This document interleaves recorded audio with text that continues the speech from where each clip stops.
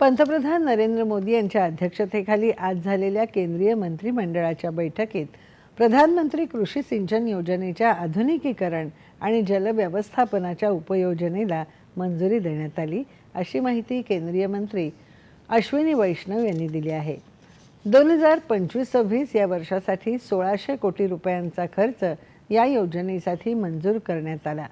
सिंचन प्रकल्पांना जोडणाऱ्या मध्यम कालवे आणि नंतर त्यातून शेतात पाणी घेऊन जाणारे छोटे कालवे या कालव्यांसाठी प्रेशराइज्ड पाईप म्हणजेच जलवाहिनीच्या दाबाने पाईपमधून पाणी शेतात पोहोचवण्याची ही उपयोजना आहे।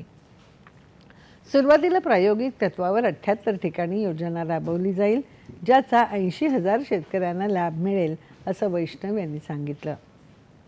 इस ऑब्जेक्टिव को लेके ये प्रोजेक्ट किया गया है और ये बहुत इंपॉर्टेंट प्रोजेक्ट है देश के लिए, क्लाइमेट चेंज के लिए, वाटर रिसोर्सेज के यूज के लिए और किसानों की इनकम बढ़ाने के लिए, किसानों की क्रॉप को और बेटर कंडीशन में लाने के लिए। भारतातल्या एकूण गोड्या पाण्यापैकी 80% पाणी सिंचनासाठी वापरलं जातं। या योजनेमुळे पाण्याची मोठी बचत होऊन त्याचा इतर ठिकाणी सदुपयोग करता येईल, असं वैष्णव म्हणाले।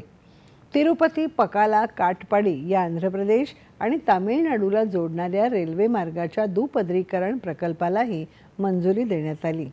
त्यासाठी 1332 कोटी रुपयांचा निधी मंजूर करण्यात आला आहे।